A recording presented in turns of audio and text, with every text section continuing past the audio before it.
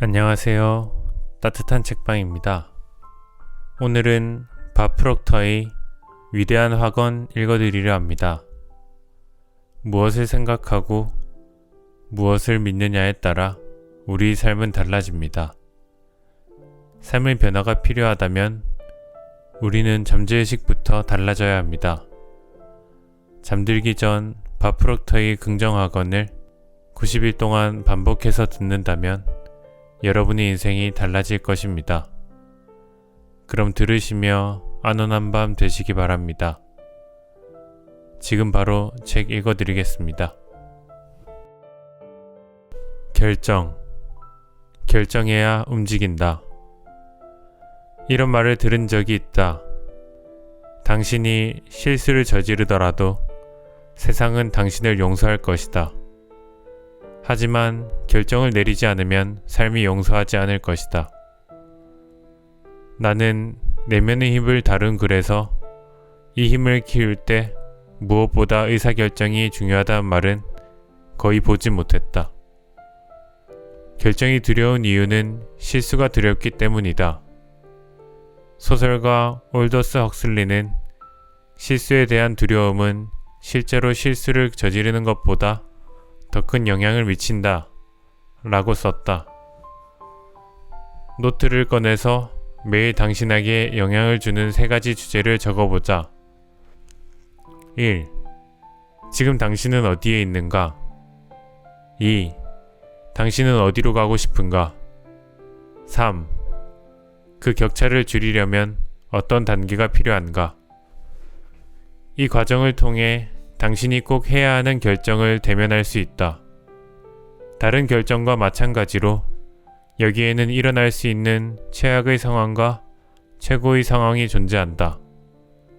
각 상황을 적은 다음 최악의 경우에는 어떻게 해야 할지 자문해보자. 최고의 상황이 실현되면 삶이 얼마나 아름다울지 생각해보자. 이 방법으로 당신이 감수해야 할 위험이 줄어들지는 않는다. 하지만 행동을 대비하는 마음가짐과 생산적인 태도를 얻을 수 있다. 꼭 제거해야 할 장애물을 인식하는 데도 도움이 된다. 크게 성공한 인물들을 수없이 연구한 결과 다들 빠르게 결정하고 결정을 바꿀 때는 천천히 변경한다는 사실이 드러났다. 내면의 힘은 결정에 따라 행동으로 바뀐다. 행동의 재료가 바뀌더라도 꾸준히 활용해야 한다.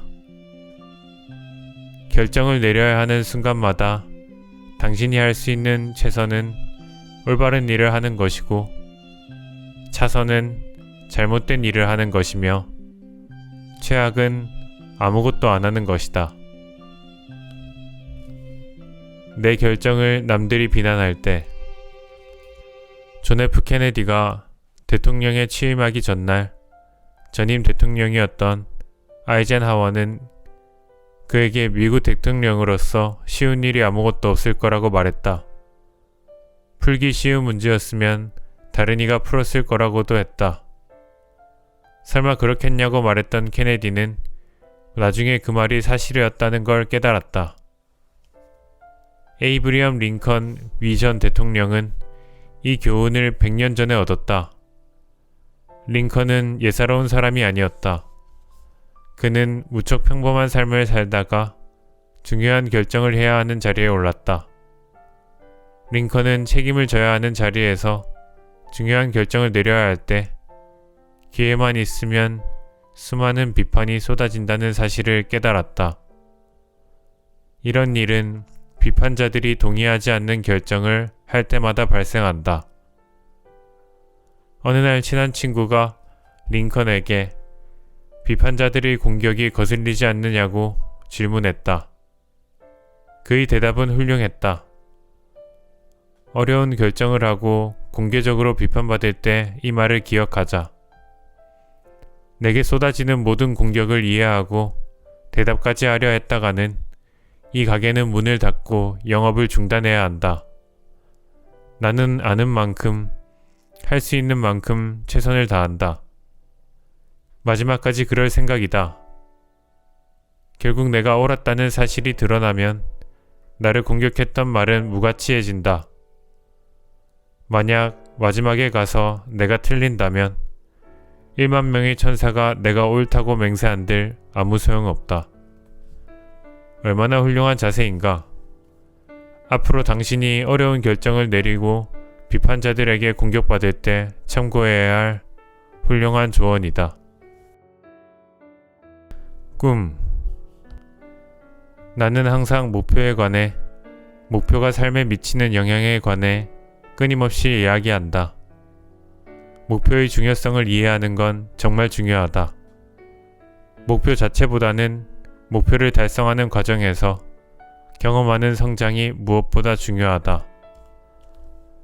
목표가 없으면 조금 힘들어질 때마다 그만두기 쉽다. 당신이 마음속으로 그리는 목표의 이미지는 어떤 일이 생기더라도 당신을 계속 앞으로 나아가게 한다. 나는 이 기본적인 진실을 잘 드러내는 훌륭한 일화를 접했다. 이 이야기에는 거트루드 애덜리라는 젊은 여성이 등장한다. 1926년까지 영국 해협을 헤엄쳐서 건넌 여성은 없었다. 그러다 한 자동차 회사에서 이를 달성하는 최초의 여성에게 빨간색 뷰익 컨버터블과 현금 2,000달러를 주겠다는 공약을 걸었다. 19살의 미국인 소녀 애덜리는 자동차를 가지고 싶었다. 애덜리의 눈에는 그 자동차와 함께 자신의 모습이 보였다. 이 이미지는 영국 해협을 헤엄쳐서 자동차를 얻겠다는 결심으로 이어졌다. 해협을 건너면서 그녀의 체력은 고갈되기 시작했고 더는 팔을 움직이지 못하겠다는 느낌이 들었다. 어떤 기분인지 짐작이 갈 것이다. 하지만 물속에서 실려 나오길 기다리면서 눈을 감았을 때 빨간 뷰익 컨버터블에 앉아있는 자기 모습이 떠올랐다. 꿈을 손에 쥔 모습을 보자 새로운 힘이 솟았다.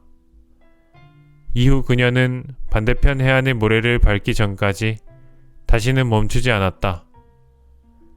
애덜리의 목표는 해협을 헤엄쳐서 건너는 게 아니었다. 빨간 뷰익 컨버터블이 그녀의 목표였다. 해협을 건너는 건 목표를 달성하려면 해야 할 일이었다. 이처럼 목표를 달성한 이미지가 노력을 이어갈 힘을 줬다. 이 방법은 애덜리에게 효과가 있었다. 당신에게도 목표가 있다면 효과를 볼 것이다. 위대한 일을 하고 싶으면 행동할 뿐만 아니라 꿈을 꿔야 한다. 계획만 세우는 게 아니라 믿어야 한다. 우리에겐 불가능한 상황에 특화된 사람이 더 많이 필요하다. 경험. 여행은 당신을 흥미로운 사람으로 만든다. 성공하는 사람들은 항상 지평을 확장하려 한다. 하버드대 교수이자 작가였던 올리버 웬들 홈스가 이를 절묘하게 표현했다. 위대한 생각이 한번 우리 정신을 확장시키면 다시는 원래 상태로 돌아가지 못한다. 홈스의 말이 옳다. 한번 정신을 확장시키면 의식이 한층 개선되며 이는 사라지지 않는다. 그리고 여행은 이처럼 정신을 확장시켜주는 역할을 할 수 있다. 나는 운 좋게도 우리가 사는 지구촌을 구석구석 여행했다. 18살 때는 브라질에서 뛰어다녔다.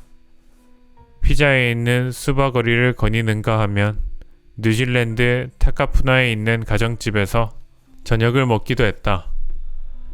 바베이도스에서 골프를 치고 영국 선버리 온 템스에서 생활하고 파리에서 리더쇼 공연을 관람했다. 나는 원하기만 하면 기억 속에서 이 모든 장소를 포함하여 셀 수 없이 많은 곳으로 돌아갈 수 있다. 전부 멋진 추억이다. 이런 타지에서의 경험은 내 정신을 확장시켰다. 최근 바베이도스에서 일하는 택시기사와 대화한 적이 있다. 그는 40대였는데 한 번도 섬을 떠나지 않았다고 했다. 나는 바베이도스를 사랑하지만 그에게 비교할 만한 다른 경험이 없다는 건 무척 안타까웠다. 사랑하는 사람을 데리고 어디에 가고 싶은가? 그곳으로 떠나겠다고 지금 확실히 결정하면 어떨까? 날짜를 정하고 비행기를 예약하라. 여행 비용이 얼마나 들지는 생각하지 말자. 오늘부터 1년 후에 여행을 갈 계획을 세우고 1년 동안 비용을 나눠 저축한다면 매일 필요한 돈은 얼마 안 된다. 즐겁게 준비하라. 매일 필요한 금액을 모으자.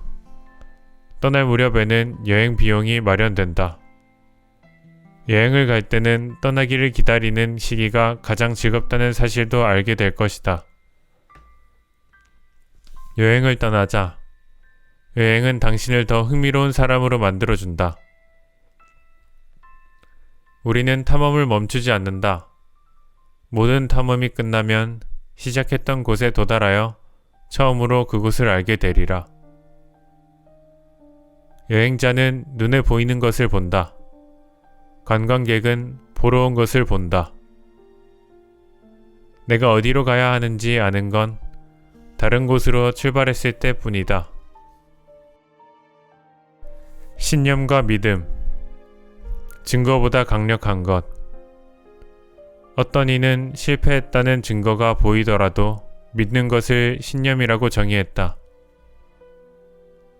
최근 내 친구의 사업장에 도둑이 들어서 모든 재고를 쓸어 갔다. 게다가 조사 결과 보험사에서 재고를 보상하지 않아서 친구에게는 빈 창고만 남았다.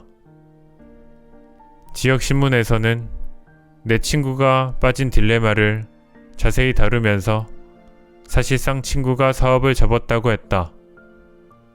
모든 게 무너졌다는 압도적인 증거를 인정할 수밖에 없는 것처럼 보였다. 하지만 친구의 생각은 그렇지 않았다. 그는 이런 태도를 보였다. 나는 원래 이렇게 시작했으니 똑같은 방식으로 다시 시작할 거야. 갑작스러운 사건이 많은 것을 빼앗아 갔지만 그의 신념은 눈에 보이는 증거보다 강했다. 당신은 어떤가? 앞으로 나아가거나 다시 시작하지 못하게 당신을 가로막는 증거가 존재하는가? 증거 앞에 무릎을 꿇고 전진하지 못하는 사람이 얼마나 많은지는 파악할 수 없다. 하지만 희박한 가능성에 직면하고도 단 하나의 증거, 즉 신념에 힘입어 성공한 사람의 수는 쉽게 셀 수 있다. 그들은 상황이 아무리 불리해도 결국 해냈을 것이다. 이런 사람들은 아예 시도하지 않는 것보다 시도하고 실패하는 편이 낫다고 생각한다. 이렇게 자신을 믿는 신념의 폭발적인 힘에는 도미노 효과가 있다. 신념이 있는 사람은 장애물이 아무리 많더라도 쓰러뜨리고 앞으로 나아가면서 탄력을 받는다. 내 친구와 친구의 파트너는 실패를 암시하는 증거보다 우리가 더 강하다는 사실을 다시 한번 증명했다. 장애물을 한 번에 하나씩 넘고 전진하겠다고 결심하면 당신도 증명할 수 있다. 강한 신념이 있으면 승리할 가능성도 커진다. 용기 있는 사람은 신념도 강하다. 우리는 상황에 지배당할 수도, 삶을 책임지고 내면의 힘으로 지배할 수도 있다. 목표를 달성하는 결정적인 요인. 수없이 많은 사람이 위대한 대의와 높은 이상을 품고 노력해서 경이로운 목표를 달성했다. 이들은 평범한 사람이라면 무너져 버렸을 장애물과 상황을 몇 번이고 맞닥뜨렸다. 이들도 절망적으로 보이는 상황을 마주한다. 재산이나 사랑하는 사람을 잃거나 심각한 신체적 문제와 싸우기도 한다. 하지만 이들은 절대로 약해지지 않는다. 아무것도 이들을 막을 수 없는 것 같다. 아마 개인적으로 친분이 있거나 아는 사람 중에 당신이 속한 산업에서 새로운 것을 만들어내는 인물들을 떠올릴 수 있을 것이다. 스포츠 역사에도 이런 사례는 많다. 이들을 위대하게 한 건 그들의 믿음 혹은 신념이었다. 이들의 신념은 흔들리지 않았다. 아무도 아무것도 신념을 건드리거나 무너뜨리지 못했다. 마치 변덕스러운 신이 이 사람들을 골라낸 다음 다가가서 이렇게 위대한 일을 할 수 있게 손댄 것처럼 보인다. 하지만 당신을 포함해서 모두가 신의 손길과 축복 그리고 신념이라는 도구를 받았다. 당신도 그 사람들처럼 이해를 기반으로 한 믿음이나 신념을 개발하면 된다. 이들의 신념은 눈멀지도 않았고 처음 부딪히자마자 순도 높은 수정처럼 쉽게 깨지지도 않는다. 이해를 기반으로 단단한 토대가 신념을 떠받친다. 이들은 영적인 사람들로 평가받으며 믿음이나 신념을 가지는 게 어렵지 않다. 알기 때문이다. 자신이 상상하는 건 뭐든 실현할 수 있다는 사실을, 스스로 활기가 넘치고 창의적인 존재라는 것을 안다. 당신도 마찬가지다.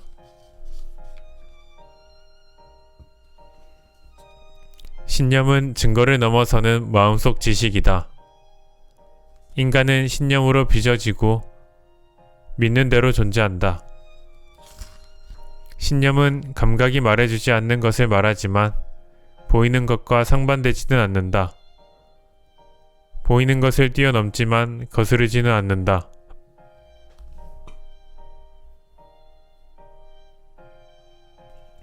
긍정적인 믿음과 부정적인 믿음.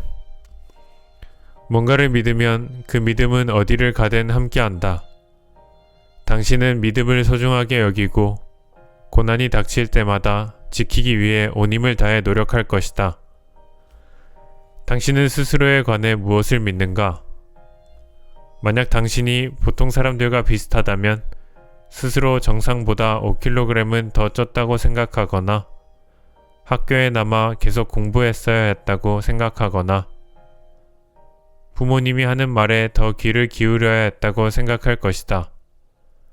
이런 믿음은 한둘이 아니다. 사람들은 대부분 자신에 관해 부정적인 개념을 그대로 믿는다. 자신이 실제로 얼마나 아름답고 강한지 알지도 이해하지도 못한다. 모든 믿음에는 타당하고 확고한 이유가 있어야 한다. 우리는 대부분 어쩌면 모두 어렸을 때부터 잘못된 믿음을 가져왔으면서도 한 번도 의문을 제기하지 않았다.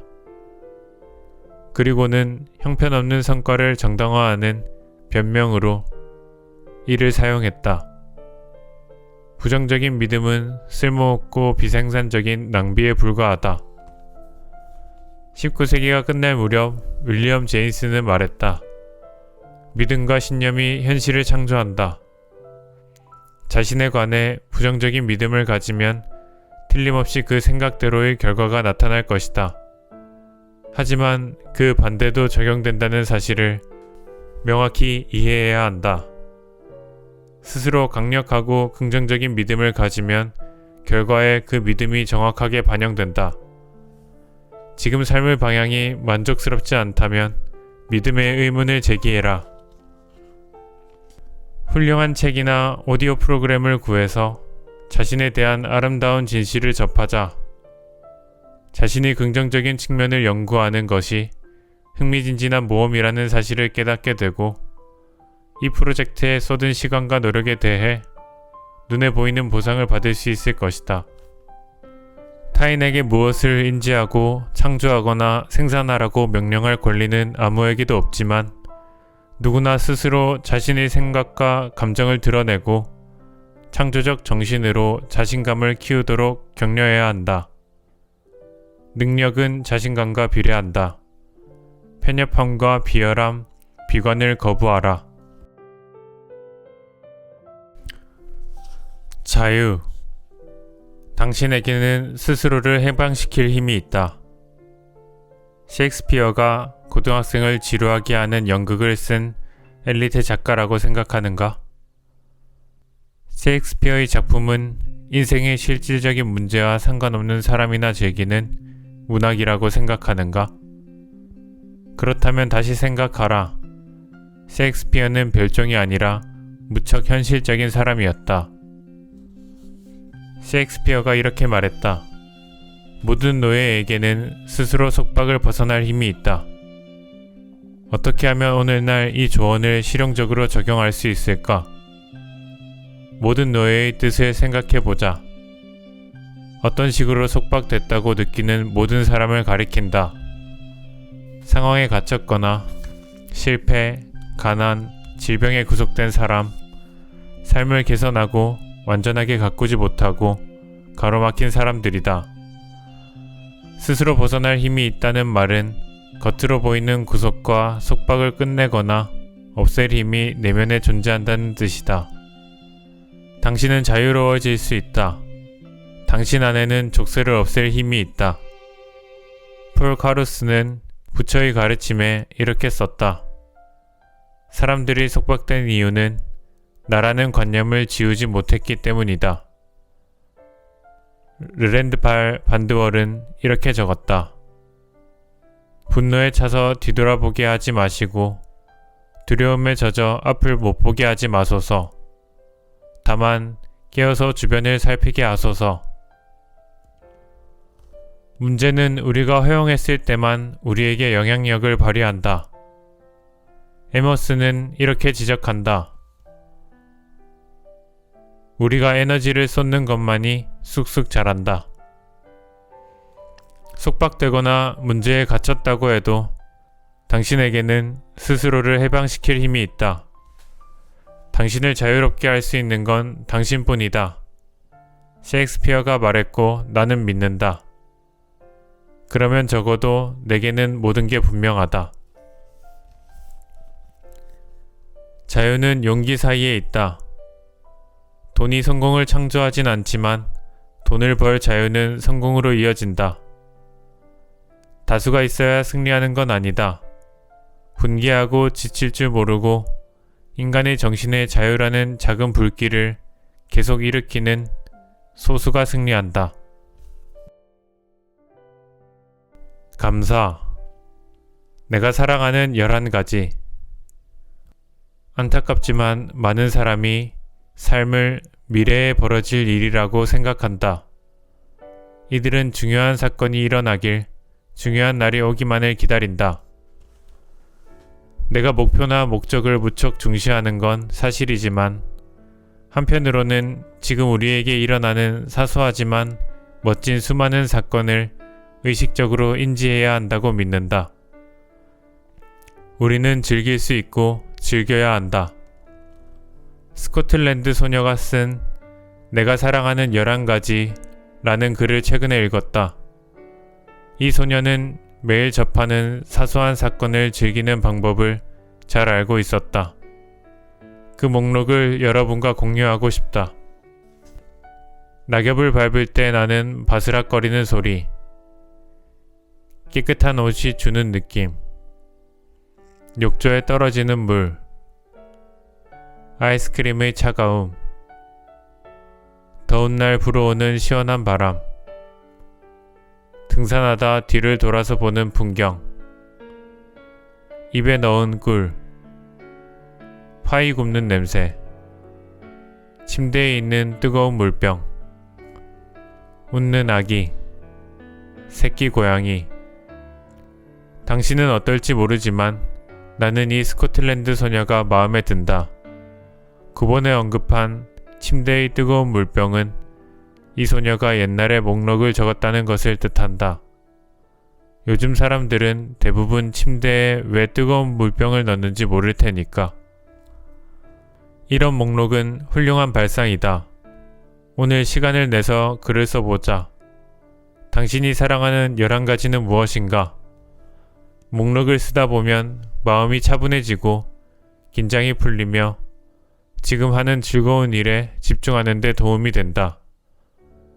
산다는 건 그런 것이다. 일상을 즐겨라. 감사는 사람을 경건하게 하고 매일 깨달음을 준다. 이런 경이로움을 느끼는 초월적 순간에 삶과 세상에 대한 경험이 완전히 바뀐다. 감사는 숭고한 영혼을 드러낸다. 감사는 영혼에서 피어나는 가장 아름다운 꽃이다.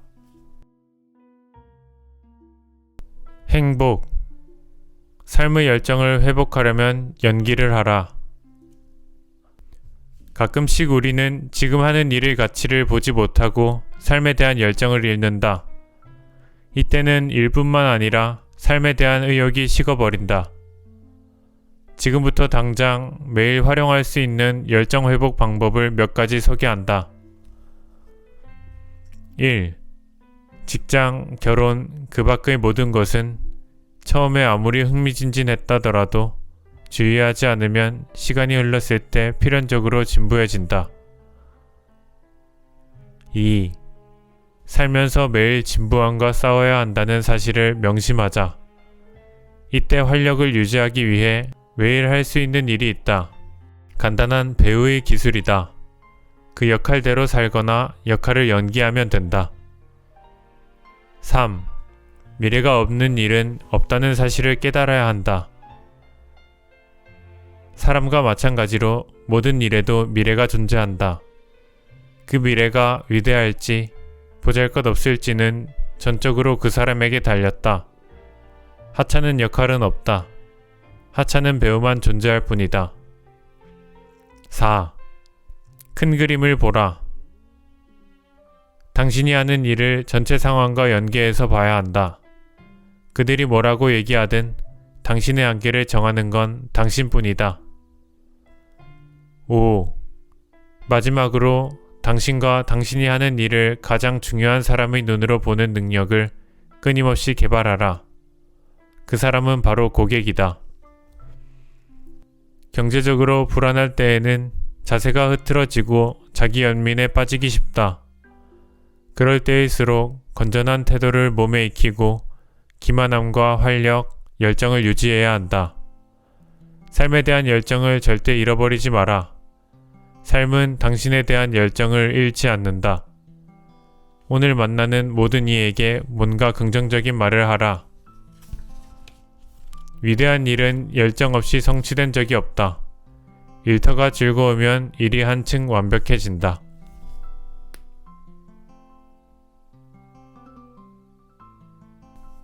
정신. 가장 훌륭한 기계, 우리의 뇌. 당신이 지금까지 출시된 것 중에 가장 훌륭한 자동차를 소유했다고 상상해보자. 모종의 마법이 작용하기 때문에 그 차는 손댈 필요도 없다. 상태는 항상 완벽하다. 당신은 이 자동차를 먼지 하나 없는 환경에 주차해 놓고 일주일에 한 번 동네 상점에 갈 때만 이용한다. 이 이야기가 우스꽝스럽게 들릴 것이다. 그런데 우리에겐 이 자동차보다 훨씬 귀한 것이 있다. 그리고 뭔가 이상한 이유로 대부분의 사람이 이것을 사용하는 빈도는 내가 말한 자동차 못지않게 낮다. 바로 우리의 뇌다. 뇌는 우리 몸의 관리자이자 정보처리 센터다. 체중에서 차지하는 비율은 2%에 불과하지만 혈액 공급량의 20%를 독차지하는 장기이기도 하다. 뇌는 굳이 도와주지 않아도 알아서 존재하는 듯하다. 먹기도 제일 먼저 먹는다. 즉, 다른 부위로 가야 하든 말든 혈액에서 자기 몫의 영양을 먼저 챙긴다는 뜻이다. 영양이 부족할 때도 뇌로 가는 영양소는 가장 마지막까지 줄어들지 않는다. 이 세상에서 지금껏 진화해온 모든 것을 통틀어 가장 강력한 장치라고 할 수 있다. 미국 최대의 기업에서 데이터 처리를 담당했던 노먼 빈센트 필 박사는 향후 10년간 일어나는 일은 현재의 데이터 처리 방식을 모조리 원시적으로 보이게 할 거라고 말했다.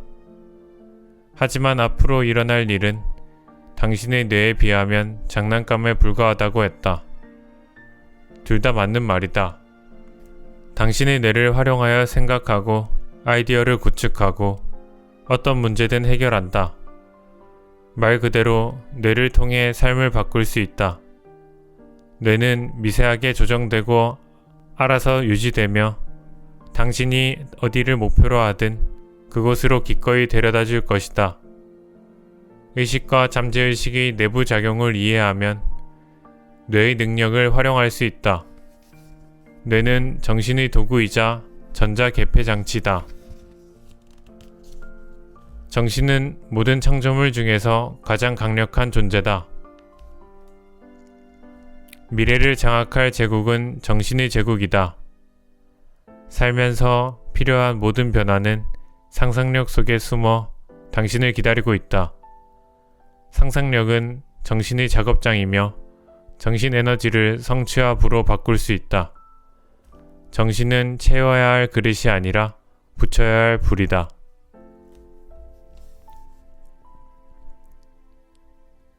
돈. 백만장자와 당신의 차이점. 백만장자가 되면 어떨까? 얼굴에 항박 웃음이 드리울 것이다. 대부분의 사람은 은밀하게 생각한다. 물론 백만장자가 되면 좋긴 하겠지. 그러려면 복권에 당첨돼야겠지만. 글쎄, 복권 당첨도 백만장자가 될 방법이지만 당첨될 확률은 말도 안 되게 낮은 편이다. 만약 당신이 진지하게 100만 달러를 벌기로 결심한다면 그 확률을 크게 키울 수 있는 방법이 있다. 북미 지역에서만 매년 수천 명이 백만장자에 등극한다. 이 신입 백만장자들은 부자가 되기 전부터 각자 백만장자라는 자아상으로 시작했다. 이들은 백만장자가 된 자기 모습을 실제로 그려봤다. 굳이 내 말을 믿지 않아도 좋다. 실제 백만장자들을 조사해보자. 내 주위에는 없어도 이 분류에 해당되는 사람은 많으니 부자가 된 남성과 여성의 전기 자서전을 살펴봐라. 그들이 이 정예 집단에 들어간 건 우연이 아니라는 사실을 금방 깨달을 것이다. 이들은 백만장자가 되겠다고 의식적으로 진지하게 결심했다. 종이를 꺼내서 맨 위에 100만이라는 수치를 적은 다음 더 작은 단위로 나눠보자. 그러면 이 아이디어가 좀 더 현실적으로 보인다. 그 다음 다른 종이에 계획을 실천할 방법을 전부 적어라. 이미 100만 달러를 벌어들인 수많은 사람보다 당신이 훨씬 계획적이라는데 100만 달러를 걸 수 있다. 당신과 그들의 차이는 무엇일까?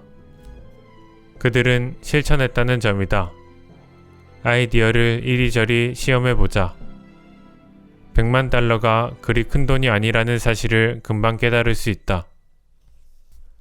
경제적 이유만 있다면 가난보다는 돈이 낫다.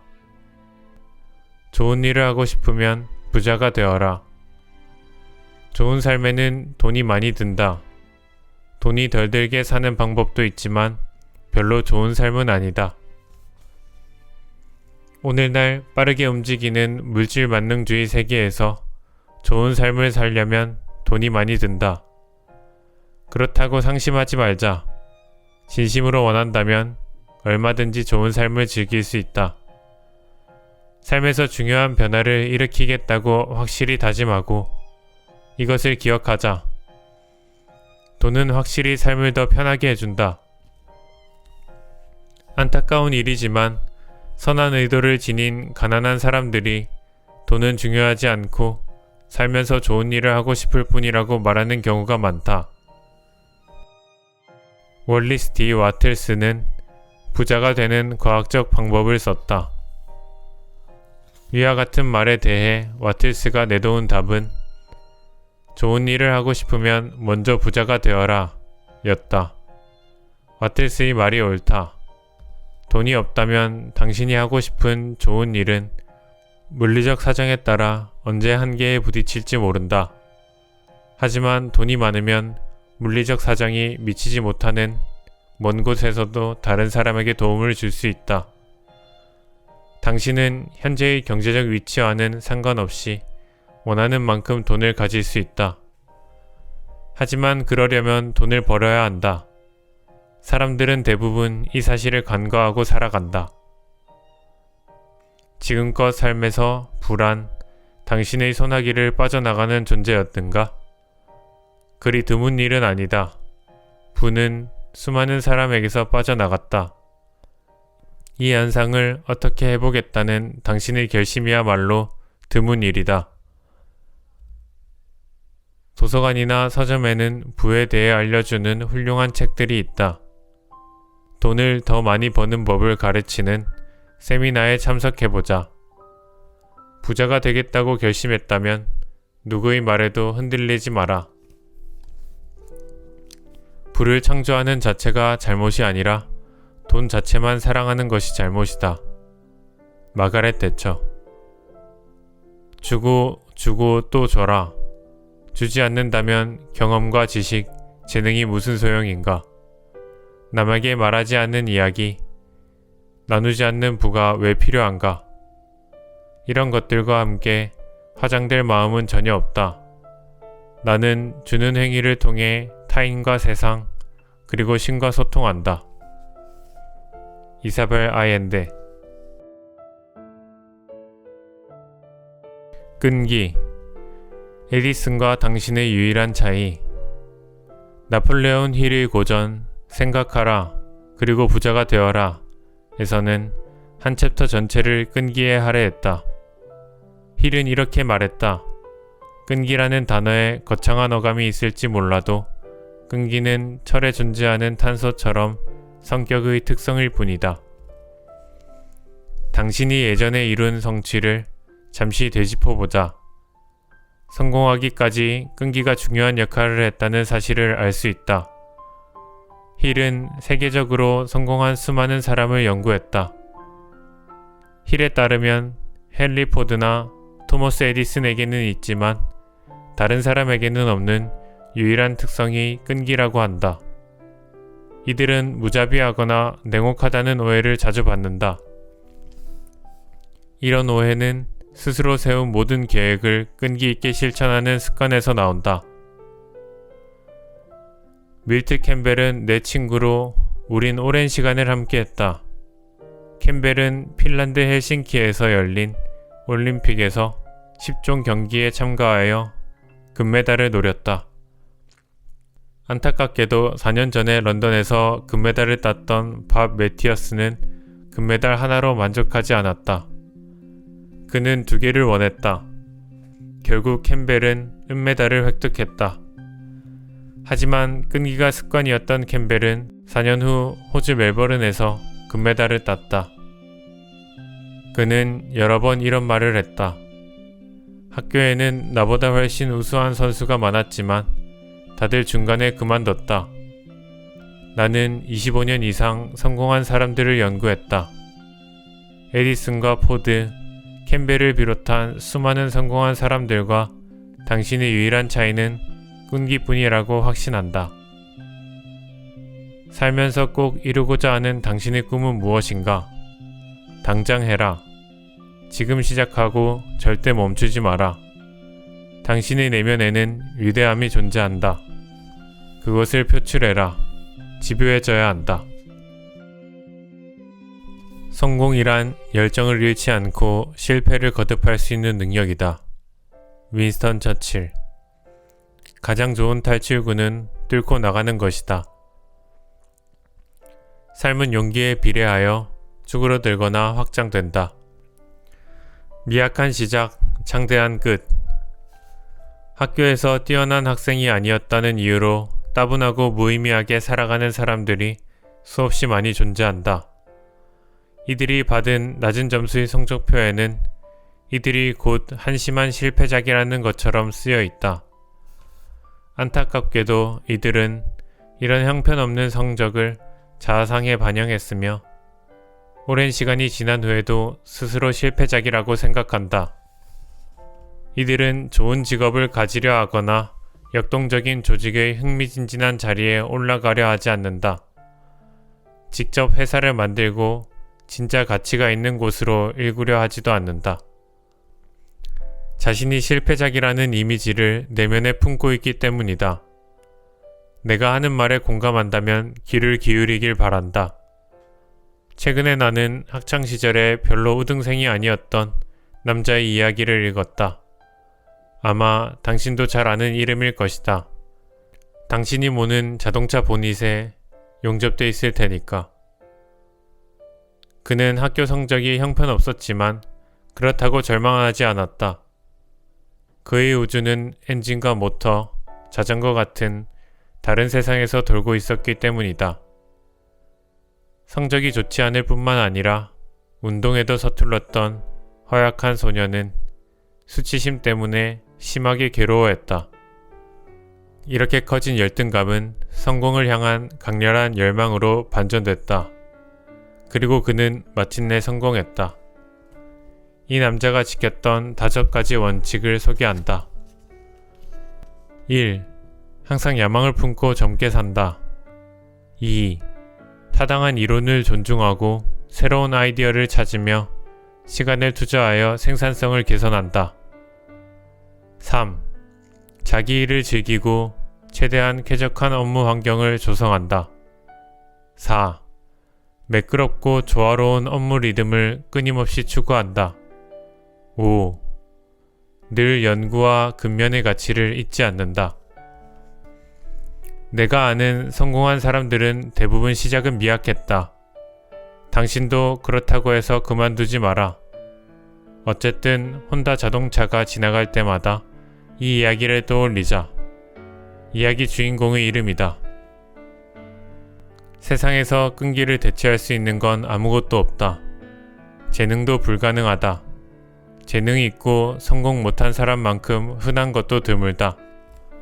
천재성도 아니다.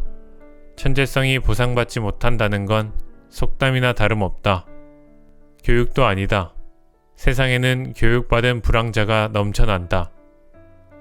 전지전능한 건 끈기와 굳은 결의뿐이다. 실패는 중요하지 않다. 웃음거리가 될 용기가 필요하다. 관계. 아무리 베풀어도 줄어들지 않는 선물. 퇴고적부터 현명한 사람들은 받는 것보다 주는 것이 훨씬 유익하다고 말했다. 이 조언에 의문을 제기할 만한 상황도 많겠지만 그럴 때도 당신의 상위 자아는 이 개념에 동의할 것이다. 나는 매일 다른 사람들에게 줄 수 있는 것을 하나 발견했다. 이것을 베풀면 커다란 보상을 받을 수 있다. 비용은 들지 않지만 많은 것을 만들어낸다. 받는 사람은 부유해지고 주는 사람은 가난해지지 않는다. 순식간에 일어나지만 그 기억은 영원히 남는다. 이것이 없어도 될 만큼 부유한 사람은 없고 이것을 누리지 못할 만큼 가난한 사람도 없다. 가정에서는 행복을, 사업에서는 호의를 불러일으키고 친구 사이에서는 우정의 징표가 된다. 이것을 선물하면 지친 이에게는 휴식을, 좌절한 이에게는 빛을, 슬픈 이에게는 햇살을 가져다 준다. 이것은 자연에 존재하는 최고의 해독제다. 하지만 이것은 살 수 없다. 구걸하거나 빌리거나 훔칠 수도 없다. 주기 전까지는 아무런 쓸모가 없기 때문이다. 판매 직원이 너무 피곤해서 당신에게 이것을 주지 못하면 대신에 당신이 건넬 수 있다. 남에게 줄 것이 없는 사람일수록 누구보다 이것이 필요하다. 수수께끼 같지 않은가? 아주 조금만 줘도 이렇게 많이 받는 것이 대체 무엇일까? 정답은 미소다. 그렇다. 미소다. 오늘 만나는 모든 사람에게 활짝 웃어주겠다고 다짐해라. 환한 한박 웃음이어야 한다. 그리고 당신이 웃어준 모든 이가 어떻게 반응하는지 주의 깊게 살펴보자. 따뜻한 미소는 친절의 보편적인 언어다. 열매를 보면 나무를 안다. 행동을 보면 인간을 안다. 선행을 결코 사라지지 않는다. 예의를 뿌리면 우정을 수확하고 친절을 심으면 사랑을 거두는 법이다. 상상력과 친절한 행동이 성공의 열쇠다. 아무리 작은 친절일지라도 헛되지 않다. 이름을 부르며 이야기하라. 다른 사람의 관심을 끌고 유지하기 위해 앞으로 24시간 동안 시도할 만한 간단한 테스트를 소개한다. 결과에 만족한다면 습관이 될 때까지 계속하면 된다. 바로 이것이다. 할 말이 무엇이든 상대의 이름을 부르면서 대화를 시작하라. 플라톤과 소크라테스 시절부터 알려진 바에 따르면 누구나 자기 이름을 세상에서 가장 아름다운 소리라고 생각하며 본인의 이름이 나오는 문장에 더 집중한다고 한다. 상대의 이름을 언급하면서 칭찬하면 정말로 상대방에게 딱 맞는 칭찬을 해준 것처럼 보인다. 예를 들면 이런 식이다.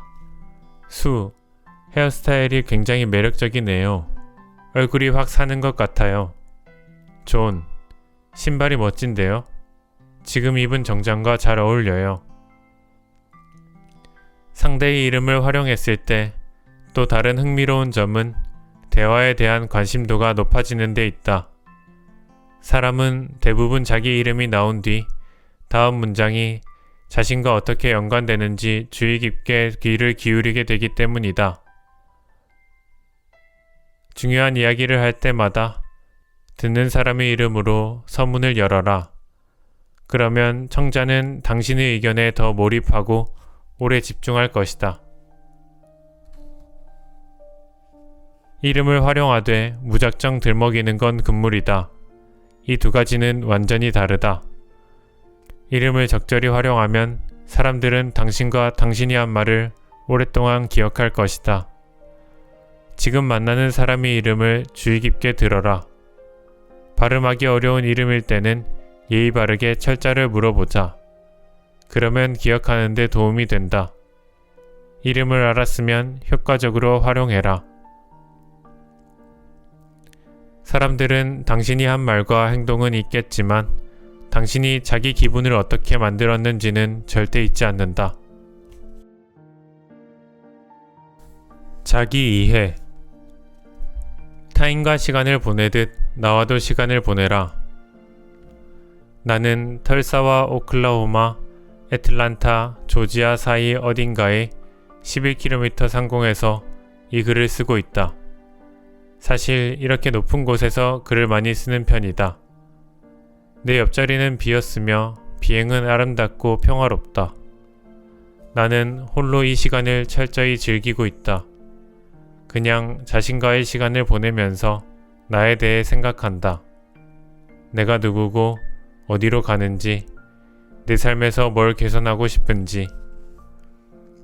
갑자기 지난주에 새 친구들과 함께 저녁 먹을 날짜를 정하던 때가 생각났다. 서너 가지 일정이 걸려 있어서 다들 시간이 나는 때를 고르려니 쉽지 않았다. 결국 우리는 날짜를 정하지 않고 이번 주에 다시 얘기하기로 했다. 이 비행기에 혼자 앉아서 아까 했던 전화통화며 저녁 식사 날짜를 생각해보니 문득 모두가 얼마나 바쁘게 지내는지, 오늘날 우리가 어떤 속도로 움직이는지 실감한다. 그러다 갑자기 내가 무슨 비행기를 타든 이렇게 상공에 있는 걸 좋아하는 이유를 깨달았다. 할 일 없이 혼자서 자신과 시간을 보낼 수 있기 때문이다. 나는 혼자 시간을 보내는 게 중요하다고 믿는다. 외부의 방해 없이 자기 성찰을 할 시간이 필요하다. 타인과 시간을 보낼수록 그들을 잘 알 수 있다. 자신도 마찬가지다. 자신과 함께하는 시간은 훌륭한 투자이며 풍부한 보상이 주어지는 일이다. 우리는 자아와 더 친숙해지고 창의적 존재로서 자신의 진정한 잠재력을 더 깊이 존중하게 된다. 물론 혼자 있는 것을 견디지 못하는 사람도 있다. 그들은 끊임없이 누군가와 함께 있거나 뭔가 꼭 해야 한다. 나도 오랜 시간을 그렇게 살았다. 고독을 즐기지 않았기 때문에 혼자 있는 것을 좋아하지 않았다. 내게도 다른 사람에게도 그리 흥미로운 동반자가 아니었다.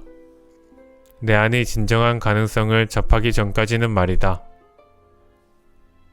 당신도 나처럼 바쁘게 움직이고 있다면 내가 방금 하기로 한 결심을 추천한다. 자신과 보내는 시간을 늘려라.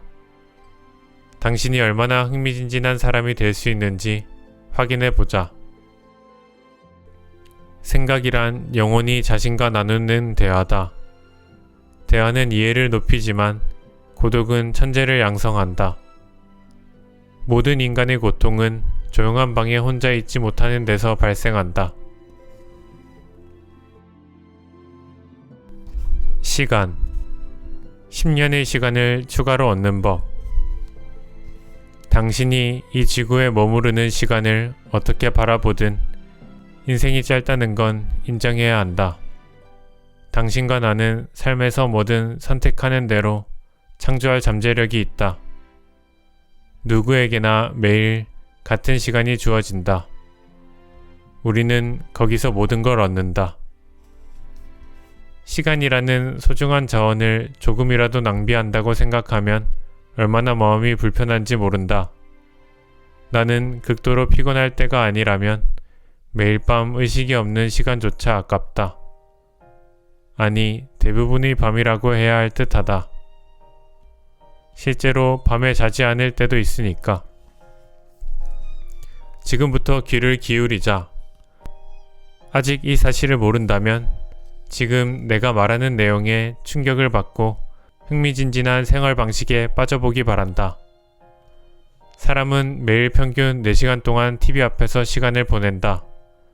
이 시간은 2세에서 65세까지 합치면 10년 반에 달한다.